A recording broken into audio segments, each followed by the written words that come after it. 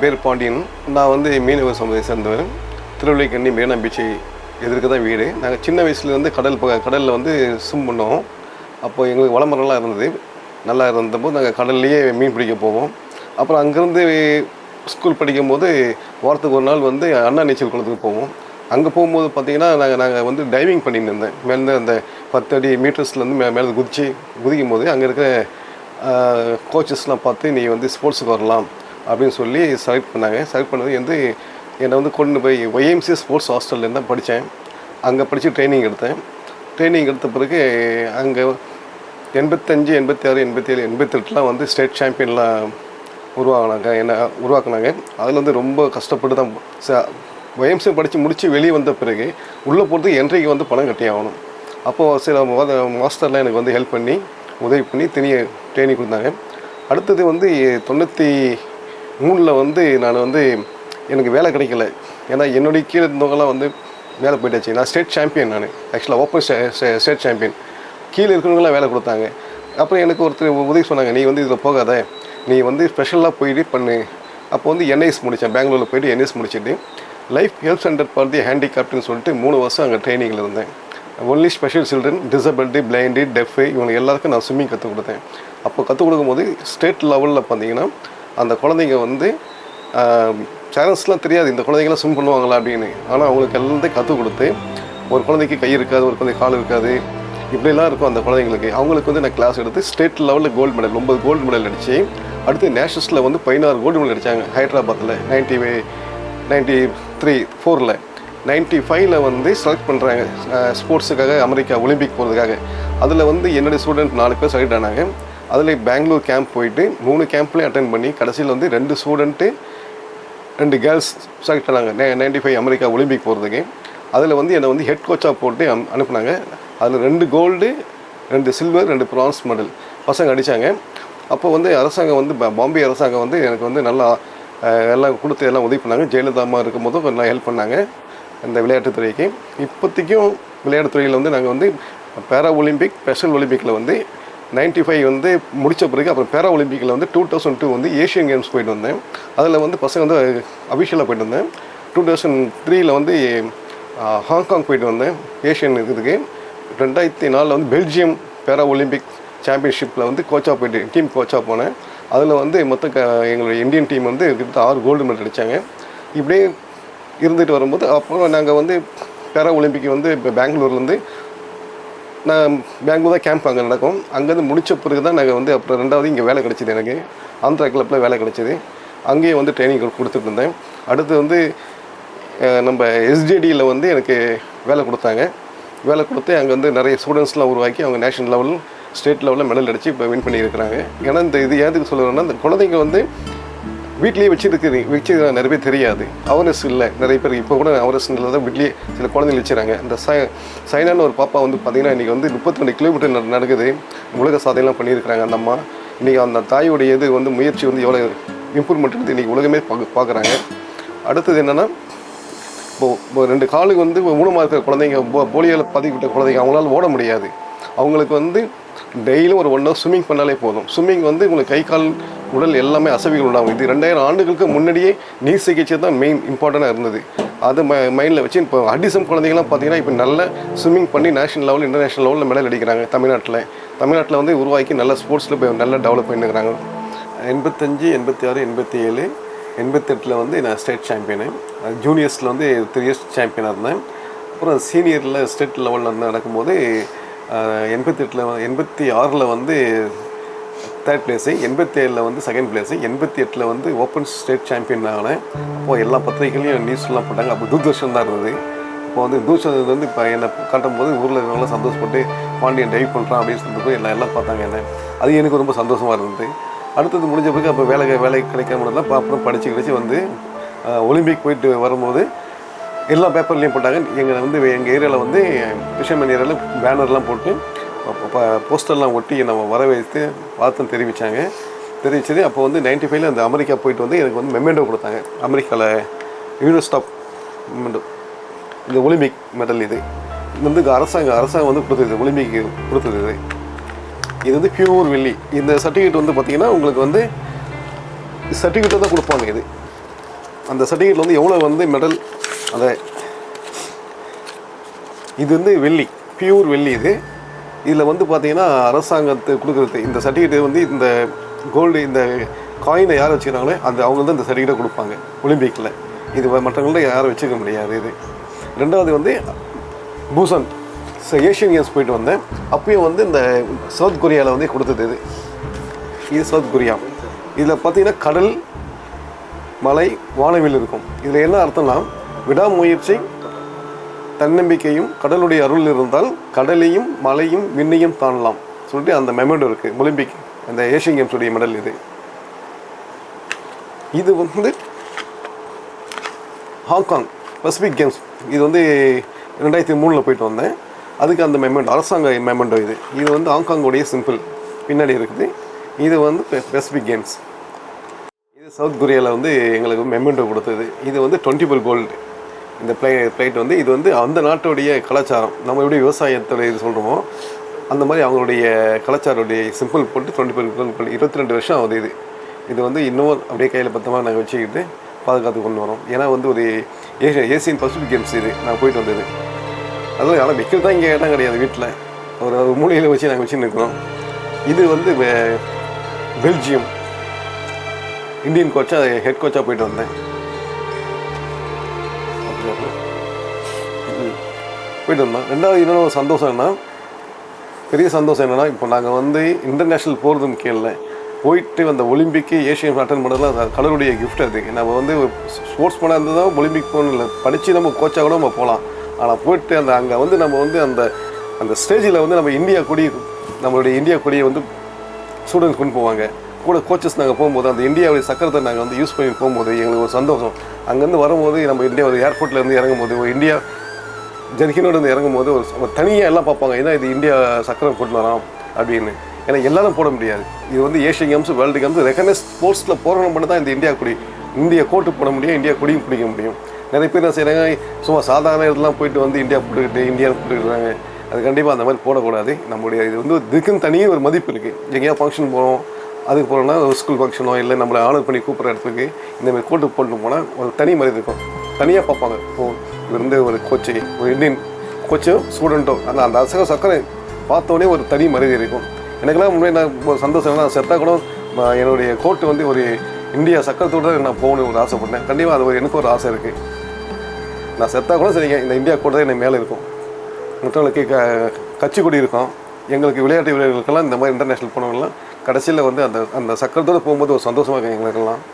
இப்போ எல்லாருக்கும் பிடிச்ச ஒரு தலைவர் வந்து எல்லாருக்கும் தெரியும் உங்களுக்கு யாருன்னு, ஐயா அப்துல் கலாம் ஐயா அவர்கள். நான் வந்து அவருக்கு சில இதுகள் லெட்டரில் அனுப்பி விடுவேன். அவருக்கு என்னென்னா நான் வந்து விளையாட்டு துறையில் இருக்கும்போது வந்து அவருக்கு வந்து சில எது வின் பண்ணணும்னு நான் அனுப்புவேன். அதனால வந்து நாங்கள் சென்னையிலேருந்து டெல்லிக்கு வந்து உடல் ஊனமுற்றோருக்காக பயணம், அதாவது போலியோ சொட்டு மருந்து அது போட்டால் கால் வந்து உங்களுக்கு கால் கை உழுவாது, அதுக்காக ஒரு பயணம் தொடர்ந்தோம். அப்போ வந்து ஐயாவுக்கு ஒரு லெட்டர் அனுப்பிச்சோம். நாங்கள் வந்து டெல்லிக்கு வரோம், நாங்கள் வந்து விளையாட்டு வீரர்கள் எல்லாமே பேரா ஒலிம்பிக் விளையாட்டு வீரர்கள். அதுவும் ஐயா வந்து எங்களுக்கு வந்து ஒரு அப்பாயின்மெண்ட் கொடுத்தாரு.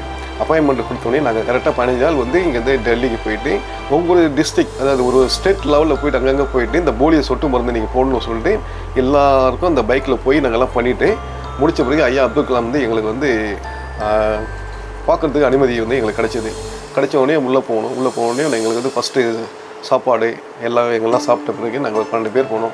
அதில் எல்லாம் சாப்பிட்டு முடித்த பிறகு ஐயா வந்து வருவார், நீங்கள் எப்படி வந்து அவர்கிட்ட பேசணும்னு சொல்லிட்டு அதிகாரிகளாம் சொல்லி கொடுத்தாங்க. நாங்கள் போனோம். ஐயா வந்தோடனே கை கொடுத்தாரு. சாப்பிட்டீங்களா, ஃபஸ்ட்டு சாப்பிட்டீங்களா, சாப்பாடு நல்லா இருந்தா, பிடிச்சதா அப்படின்லாம் நல்லா கேட்டு உட்காந்து எங்ககிட்ட கிட்டத்தட்ட அரை மணி நேரம் எங்ககிட்ட ஸ்பெண்ட் பண்ணார். எல்லோரும் நாங்கள் டிசபிலிட்டி பசங்க இருந்தாங்க, நான் கோச்சு, எல்லோரும் நீ என்ன பிளேயரு எல்லாம் சிரிச்சுக்கிட்டு கொண்டுக்கிட்டு அவர் கூட ஃபோட்டோஸ்லாம் எடுத்துக்கிட்டு ரொம்ப சந்தோஷமான ஒரு நினைவுகள், அது மறக்க முடியாது. அப்புறம் போகும்போது எங்களுக்கு வந்து அந்த 12 பேருக்கு சைன் பண்ணி கொடுத்தாரு.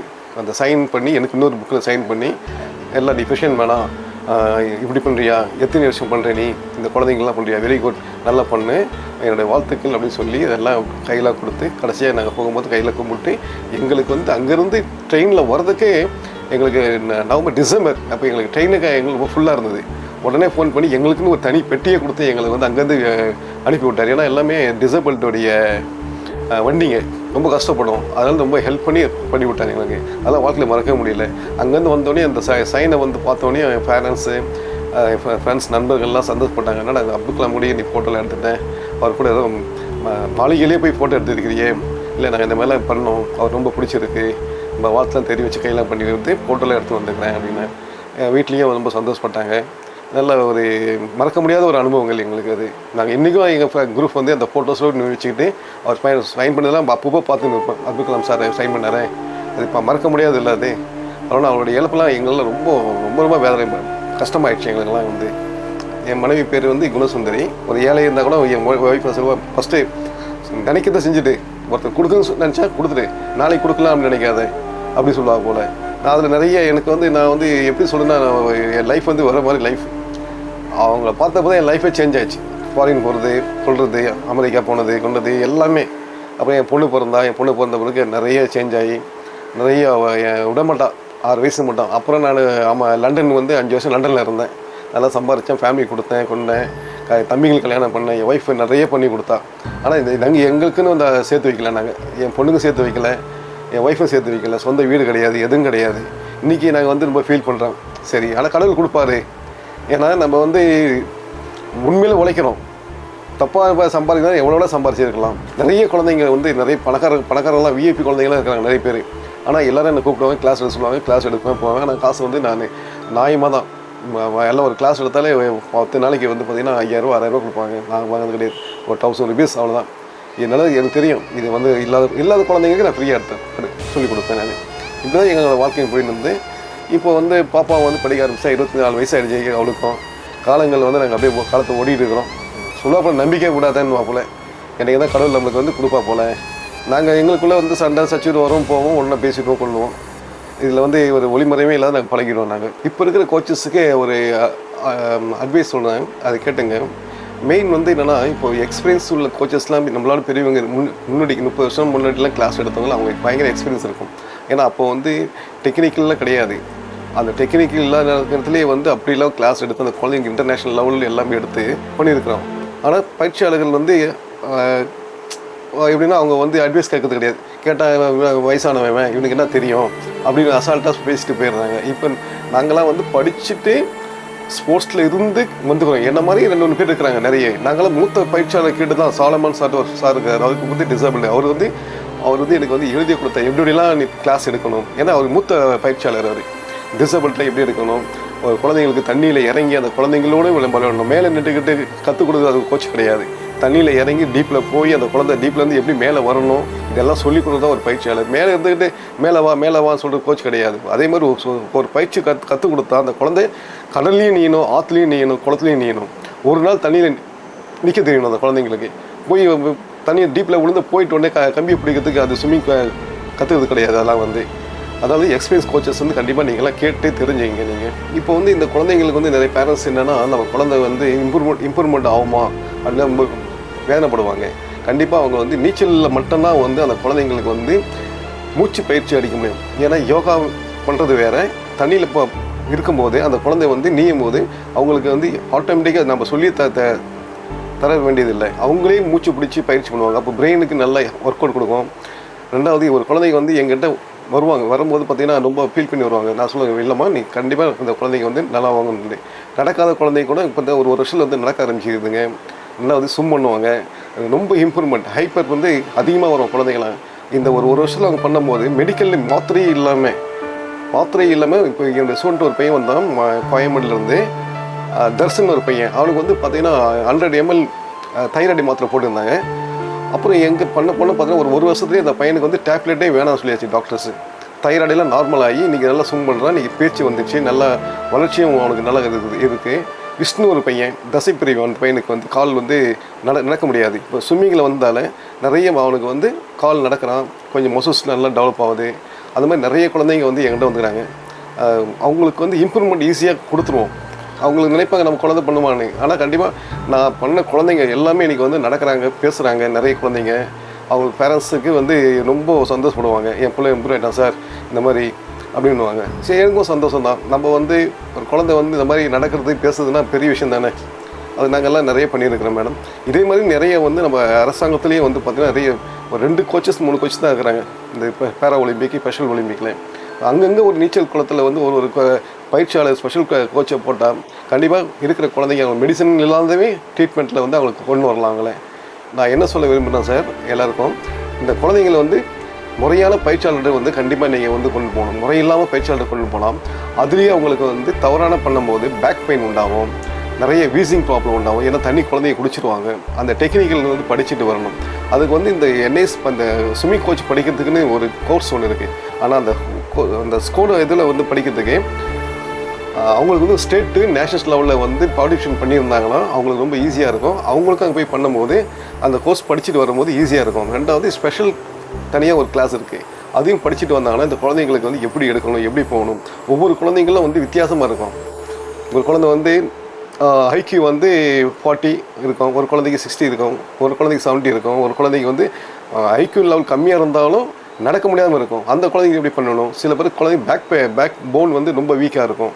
அந்த குழந்தைங்களுக்கு எப்படி கிளாஸ் எடுக்கணும், இதெல்லாம் வந்து தனியாக படிச்சுக்கணும். இன்றைக்கி பார்த்தீங்கன்னா வந்து அங்கங்கே நான் கோச்சுன்னு சொல்லிட்டு கிளாஸ் எடுக்கிறாங்க. அது வந்து பேரண்ட்ஸ் தான் கண்டுபிடிச்சி போகணும். சும்மா தண்ணியில் இறங்கிட்டால் போதும்னு சொல்லிட்டு பண்ணக்கூடாது. அந்த குழந்தைங்களுக்கு டெக்னிக்கல் ஒரு காலை பிடிச்சி எப்படி சொல்லி தரணும், கையை எப்படி கொடுக்கணும், ப்ரீத்திங் எவ்வளோ செகண்ட் ஒரு குழந்தை வந்து தண்ணியில் இருக்கணும். ஒவ்வொரு வயசுக்கும் டிஃப்ரெண்ட் இருக்குது. ஒரு குழந்தை எவ்வளோ சாப்பிடும், ஒரு குழந்தை நிறைய சாப்பிடும். ஒரு குழந்தைக்கு வந்து 1 செகண்ட் கூட தண்ணிக்குள்ளே இருக்க முடியாது. ஏன்னா வீசிங் ப்ராப்ளம் இருக்கணும். ரெண்டாவது ஃபிக்ஸ் இருக்கான்னு ஃபஸ்ட்டு பார்க்கணும். ஒரு குழந்தைய வந்து தண்ணிக்குள்ளே இறங்கும் போது நம்ம பேரண்ட்ஸ்கிட்ட ஃபஸ்ட்டு கேட்குறது ஃபிக்ஸ் வருமா, வீசிங் ப்ராப்ளம் இருக்கா, இதெல்லாம் கேட்டு தெரிஞ்சுக்கிட்டு தான் அதுக்கேற்ற மாதிரி தான் அந்த குழந்தைங்க கிளாஸ் எடுக்கணும். ஏன்னா இது வாட்ரு, தண்ணியில் உள்ளே போய்ட்டு ஆக்சிஜன் கிடைக்காது, உடனே லங்ஸுக்கும் பிரெயினுக்கும் தண்ணி உள்ளே போயிடும். அப்போ நம்ம வந்து அந்த குழந்தைய வந்து காப்பாற்றக்கூடிய சூழ்நிலை உண்டாகும். அதனால் நீங்கள் பேரண்ட்ஸும் போகும்போது நம்மளுக்கு இந்த குழந்தைக்கு இந்த ஃபிக்ஸ் இருக்குது, வீசிங் ப்ராப்ளம்னு சொன்னால் தான் அதுக்கேற்ற மாதிரி அந்த கோச்சஸ் கிளாஸ் எடுப்பாங்க. ஆனால் இன்றைக்கி பார்த்தீங்கன்னா எல்லா இடத்துலையும் வந்து கோச்சுன்னு சொல்லிட்டு படிக்காதவங்களாம் வந்து அதை பற்றி என்னன்னு தெரியாதவங்களாம் கோச்சாக இருக்கிறாங்க. இது வந்து நம்ம வந்து அரசாங்கம் உண்மையிலே அதை கண்டுபிடிச்சி அந்த மாதிரி ஆளுங்களை எடுத்துகிட்டு உண்மையிலே இதுக்காக படிச்சுட்டு இதுக்காக உழைச்சவங்க அந்த மாதிரி பயிற்சியாளர் யார் இருக்கிறாங்களோ அவங்களுக்கு வந்து நான் இப்போ இன்றைக்கி நேர்மையாக இருந்தால் தான் நான் வந்து பணம் சம்பாதிக்கலை. இன்றைக்கி வந்து எனக்கு சாதாரண வீட்டில் தான் இருக்கிறேன். இன்றைக்கி வந்து அமெரிக்கா, ஃப்ரான்ஸ், ஜெர்மன் எல்லா நாடும் ஒலிம்பிக்கு, ஏஷியா கேம்ஸ் வேலைக்கெல்லாம் போயிட்டு வந்துட்டு இன்றைக்கி சாதாரணமாக இருக்கிறேன். இன்றைக்கி வந்து எனக்கு பொருளாதாரம் கம்மி தான், ஒரு சாதாரண ஒரு வேலைக்கு தான் போயிட்டு இருக்கிறேன். எனக்கு வந்து நிறைய வாய்ப்புகள் கிடைச்சா நானும் நீச்சல் குளத்தில் போயிட்டு அவங்களுக்கு சொல்லிக் கொடுப்பேன். தன்னுடைய குழந்தைங்க வந்து ஸ்பெஷலில் இருக்கிறாங்க, சில குழந்தைங்க வந்து பேரா ஒலிம்பிக்கில் இருக்கிறாங்க, சில குழந்தைங்க வந்து டவுன்ஸில் இருந்தது ஒரு குறிப்பிட்ட இது இருக்குது. அவங்க ஸ்விம்மிங் தான் பண்ண செய்யறாங்க. எல்லா கேம்லேயும் அவங்களுக்கு வந்து இப்போ வந்து விளையாட்டு வந்து பேரா ஒலிம்பிக்லேயும் ஸ்பெஷல் ஒலிம்பிக்லேயும் எல்லா கேமும் இருக்குது. இப்போ அவங்களுக்கு வந்து அந்த திறமையை இப்போ ஸ்விம்மிங் வந்து ஜென்ரலாக வந்து கற்றுக்கிட்டா உடம்புக்கு அது பலம் கொடுக்கும், அது வேறு விஷயம். விளையாட்டில் போகும்போது உங்களுக்கு ரன்னிங் இருக்குது, ஃபுட்பால் இருக்குது, அவங்களுக்கு நிறைய கேம்ஸ்லாம் இப்போ வந்து அரசாங்கம் கொண்டு வந்துருக்காங்க. அது வந்து நீங்கள் வந்து கரெக்டான பயிற்சியாளர் பார்த்து ஒவ்வொரு கிரவுண்டில் போய் பாருங்கள். தன்னுடைய குழந்தைங்களுக்கு வந்து இந்த குழந்தை பண்ண முடியுமா. ஏன்னா இப்போ நிறைய இடத்துல பேரா ஒலிம்பிக்லேயும் எடுக்கிறாங்க குழந்தைங்க, ஸ்பெஷல் இதுவும் எடுக்கிறாங்க. நிறைய அட்வான்ஸ் ஆகிடுச்சு இப்போ ஸ்கூலில் நிறைய ஆகிடுச்சு. அதனால் நீங்கள் வந்து பேரண்ட்ஸ் போயிட்டு நம்முடைய குழந்தைக்கு என்ன தகுதி இருக்கோ அந்த தகுதி ஏற்ற மாதிரி ஒரு பயிற்சியாளர் பார்ப்பார். கிரவுண்டில் போய் பார்த்தீங்கன்னா என் குழந்தை வந்து சார் நீங்கள் என்ன, ஏன்னா வீட்லேயும் உங்களுக்கு தெரியும், ஒரு குழந்தை வந்து பால் அடிக்கும், ஒரு குழந்தை வந்து காலில் உதைக்கும், ஒரு குழந்தை கையில் அடிக்கும். சில குழந்தைங்க வந்து ஏதோ பண்ணிடும், நம்மளுக்கு ஈஸியாக கண்டுபிடிக்கலாம் அந்த குழந்தைங்களுடைய திறமையை. அங்கே அதுக்கேற்ற மாதிரி அந்த பயிற்சியாளர் கொண்டு போயிட்டு விட்டிங்கன்னா அவங்க நல்லா இம்ப்ரூவ் பண்ணுவாங்க. ஸ்விம்மிங்னு கிடையாது, எல்லா கேம்ஸ்லையும் நீங்கள் ஒரு குழந்தைய கொண்டு போகலாம். ஏன்னா பேரண்ட்ஸுக்கு வந்து இது நிறைய விஷயம் தெரியல. நம்ம குழந்தைக்கு ஸ்விம்மிங் தான் போகணும் அப்படின்னு கிடையாது. கம்பல்சரி நீங்கள் எல்லா மற்ற கேம்லையும் நீங்கள் போய் என்ட்ரி பண்ணலாம் உங்கள் குழந்தைங்கள. அதே மாதிரி அவங்களுக்கு வாய்ப்பு இருக்கா சார் இந்த நாட்டில்? இருக்கா இல்லையா, அது டீட்டெயிலாக சொல்லிடுங்க சார். இப்போ பார்த்தீங்கன்னா தன்னோட குழந்தைங்களுக்கு வந்து சில திறமுள்ள குழந்தைங்க வந்து இன்டர்நேஷ்னல் லெவலில் போகலாம். அவங்களுக்கு வந்து போனால் நல்லா. இப்போ வந்து பேரா ஒலிம்பிக்கில் பார்த்தீங்கன்னா மெடல் அடித்தா 5 கோடி 3 கோடி இப்படி கவர்மெண்ட் கொடுக்குது. ஸ்பெஷல் ஒலிம்பிக்லேயும் இப்போ வந்து கவர்மெண்ட் வந்து நிறைய இம்ப்ரூவ்மெண்ட். இப்போ நேஷனல் போனால் இவ்வளோ அமௌண்ட் தராங்க. இப்போ இன்டர்நேஷ்னல் போனால் 5 லட்சம் 10 லட்சம் கவர்மெண்ட்டு தருது. இப்போ நம்ம கவர்மெண்ட், தமிழ்நாடு கவர்மெண்ட் நிறைய கொடுக்குறாங்க. இப்போது அதனால் வந்து நீங்கள் அவங்க வந்து படித்து தான் போக முடியாது இப்போலாம் அந்த குழந்தைங்களுக்கு. அவங்களுக்கு வந்து அரசாங்கம் வந்து இவ்வளோ ஒதுக்கி வச்சுக்கிறாங்க. அவங்களுக்கு வந்து ஒரு கடன் வாங்கலாம், ஹைகோர்ட்டில் வந்து ஒரு ஆர்டர் போட்டு இந்த மாதிரி எங்களுக்கு ஒரு குழந்தைக்கு வந்து அவங்க வேலை செய்ய முடியாது. சில இடத்துலலாம் போயிட்டு அவங்களுக்கும் ஒரு கவர்மெண்ட்டில் வந்து கோர்ட்டே ஒரு ஆர்டர் கொடுப்பாங்க. அதை வாங்கி நீங்கள் வந்து டிசேபிள் மாற்றுத்திறனாளிகளுக்கு ஒரு கடை கொடுப்பாங்க. அதை நீங்கள் முறையாக பயன்படுத்தி அந்த இடத்துல வந்து வாங்கி ஒரு கடை போட்டு நீங்கள் வந்து இம்ப்ரூவ்மெண்ட் பண்ணலாம். விளையாட்லேயும் நீங்கள் வந்து நிறைய கொடுக்குறாங்க அவங்களுக்கு. அதை நீங்கள் வந்து முறையாக பயன்படுத்திங்க. நீங்கள் என் நாடு எனக்கு பெருமை சேர்த்துது, அங்கீகாரம் கொடுத்து பெருமை சேர்த்து விடுது. நான் இந்த நாட்டுக்காக என்னுடைய பெருமையை நான் வந்து சேர்த்துட்டேன். நான் இப்போ ஒலிம்பிக்கு நிறைய மெடல் அடித்து ஸ்டூடெண்ட்ஸுக்கு உருவாக்கி கொண்டு கொடுத்துட்டேன். இதுவே எனக்கு பெருமை. எனக்கு இந்த இந்தியா கோட்டு எனக்கு கூடதால் இந்த நாட்டுக்கு ரொம்ப எனக்கு சந்தோஷப்படுறேன். இந்த நாட்டுக்காக இன்னும் நான் வந்து உழைப்பேன். நான் நன்றி.